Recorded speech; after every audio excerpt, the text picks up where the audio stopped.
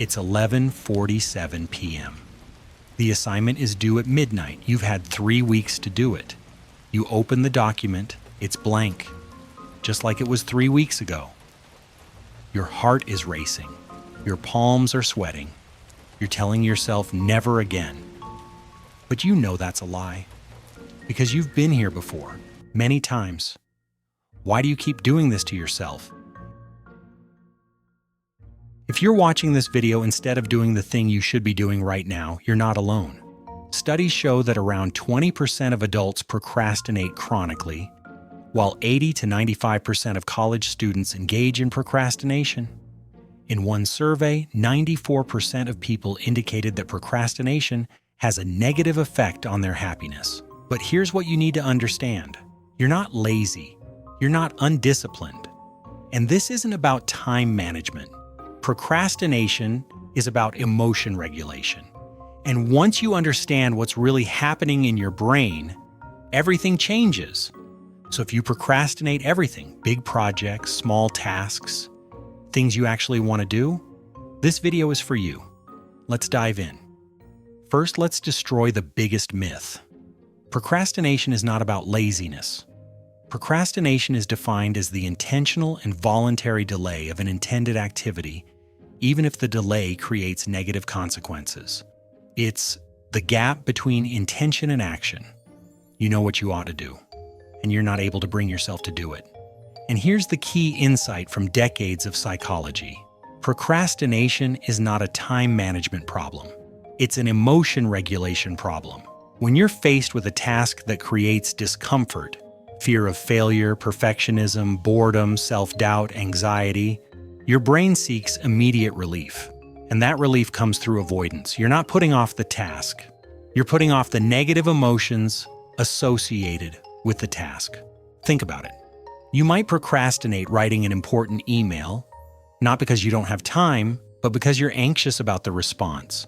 You delay starting a project not because you're lazy, but because you're overwhelmed by where to begin.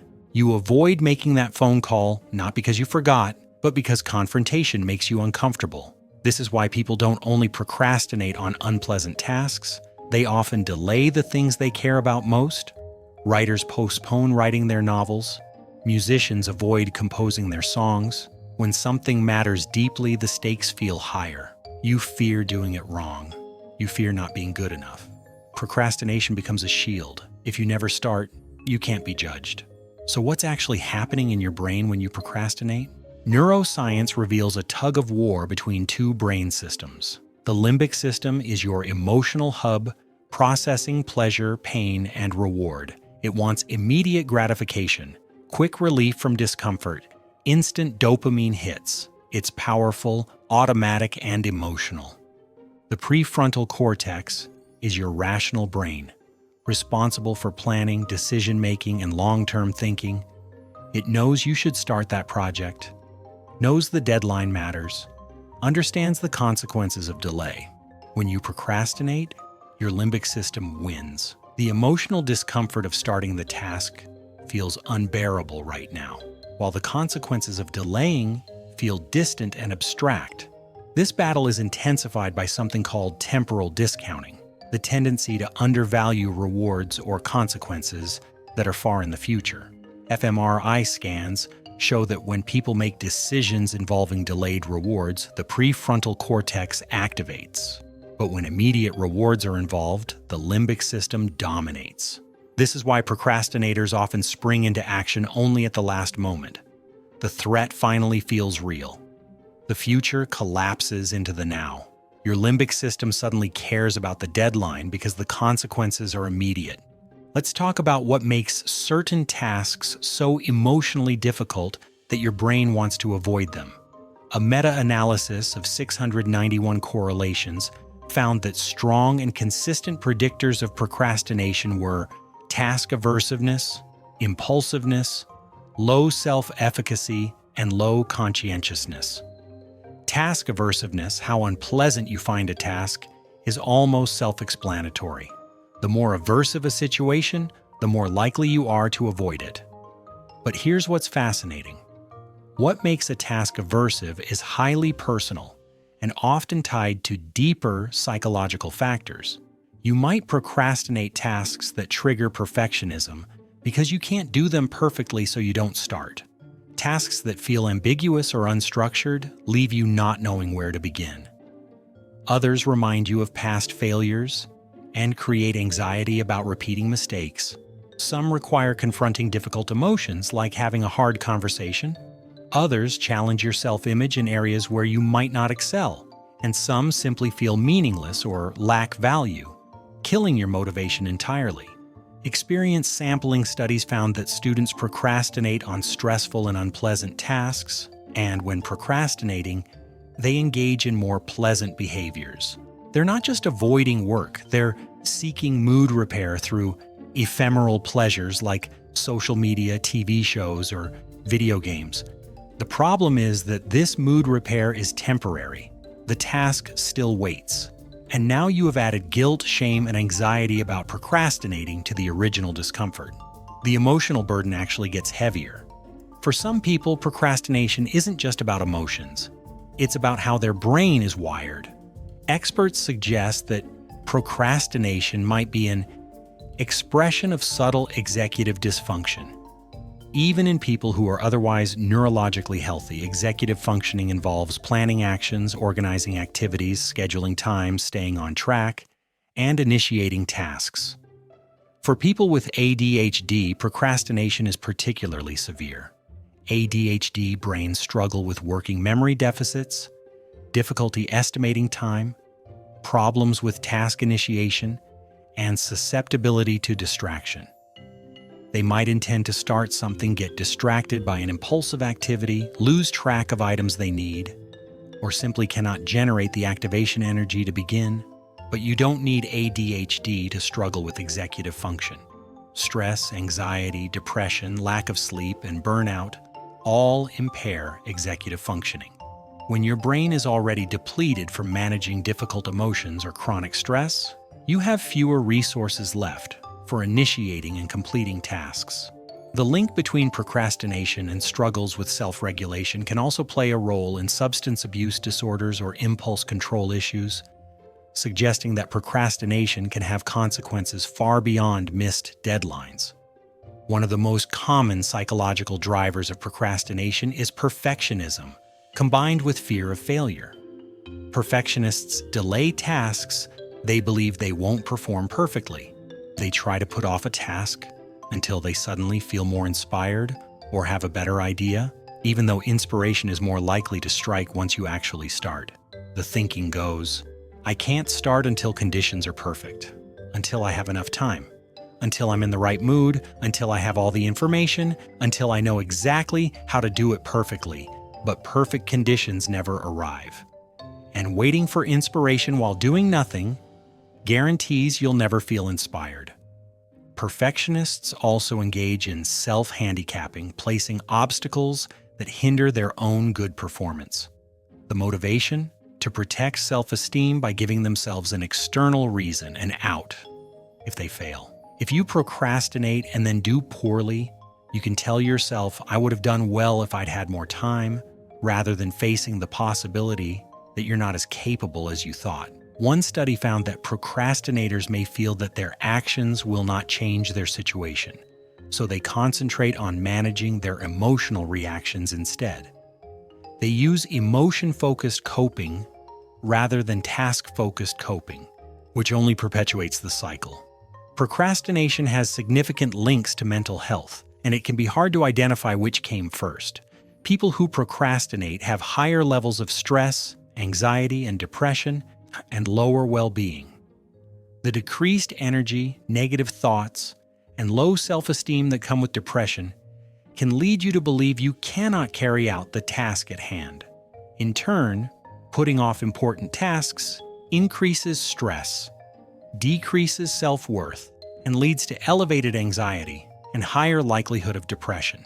Procrastination has been linked to several mental health conditions, including depression and anxiety disorders, ADHD and OCD, poor emotional regulation, low self-esteem, and substance use issues. But here's what makes this particularly insidious. Chronic procrastinators are less likely to express their needs and concerns, and they're associated with fewer mental health-seeking behaviors, including delays in seeking professional help. They procrastinate getting help for their procrastination. Each time you delay something important, you create what psychologists call psychological residue, an invisible burden of guilt, anxiety, and regret that compounds over time. If procrastination causes so much suffering, why is it so hard to stop? Because telling a procrastinator to just do it is as counterproductive as telling a person with depression to cheer up. The underlying causes are emotional and neurological, not motivational. You're fighting against deeply ingrained emotional avoidance patterns, brain circuitry that prioritizes immediate relief over long-term goals, perfectionism and fear that developed over years or decades, potentially ADHD or other executive function challenges, mental health issues that deplete your capacity for self-regulation, and a culture that reinforces shame around procrastination, which only makes it worse. Many people also don't realize their procrastination has psychological underpinnings. They blame themselves for being lazy or undisciplined, which increases shame, which increases the emotional discomfort they're trying to avoid, which increases procrastination. It's a vicious cycle.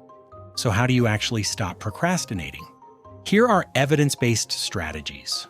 First, recognize it's about emotions, not time. Stop treating procrastination as a time management problem. Identify the emotion you're avoiding. Are you anxious, overwhelmed, afraid of failure, bored? Once you name the emotion, you can address it. Second, break tasks into tiny steps. Procrastinators struggle with tasks that feel overwhelming or ambiguous. Break it down until the first step feels absurdly small. Write dissertation becomes open document. Make the first action so easy that your brain can't generate resistance. Third, use pre-commitment strategies. Decide ahead of time to block distractions or set a deadline so your future self doesn't get stuck. Remove temptations before willpower is required. Use apps that block social media. Work in locations without distractions.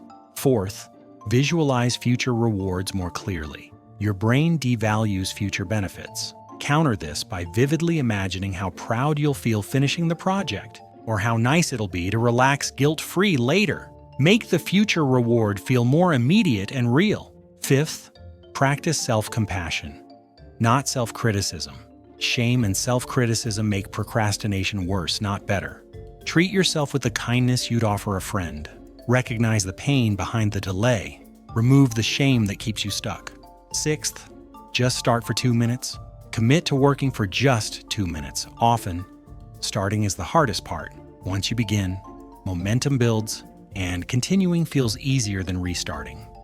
Seventh, address perfectionism. Challenge the belief that you need perfect conditions or perfect performance. Done is better than perfect. B- level work that exists is better than A+ work that never gets started. Finally, get professional help. Therapy, especially cognitive behavioral therapy or acceptance and commitment therapy, has been shown to help with procrastination. A 2016 randomized controlled trial found that improving emotional regulation skills reduced procrastination. If procrastination is severely impacting your life, or if you suspect ADHD or other executive function issues, see a professional. This isn't weakness. It's addressing a real psychological and neurological issue. So here's what we've learned. People who procrastinate everything aren't lazy or undisciplined. They're experiencing an emotion regulation problem, not a time management problem. A brain battle where the limbic system overpowers the prefrontal cortex, task aversiveness that triggers avoidance behaviors for emotional relief, possibly executive dysfunction, ADHD, or other neurological factors, perfectionism and fear of failure that create paralysis, mental health issues that both cause and result from chronic procrastination, and a shame cycle that makes everything worse. Between 80 to 95% of college students procrastinate, and 94% of people say it negatively affects their happiness. You are not alone, and you are not broken. Procrastination isn't about being lazy. It's about how your brain is wired to seek immediate emotional relief at the expense of long-term goals. But when you understand how it works, you can take small steps to outsmart it. You don't need perfect motivation or iron discipline. You need self-compassion, emotional awareness, and strategies that work with your brain instead of against it. So I'm curious, are you a chronic procrastinator? What task are you avoiding right now? And more importantly, what emotion are you really avoiding? Let me know in the comments. No judgment here. If this video resonated with you, hit that like button and subscribe for more psychology content that explains why we are the way we are. Thanks for watching, and good luck with that thing you've been putting off.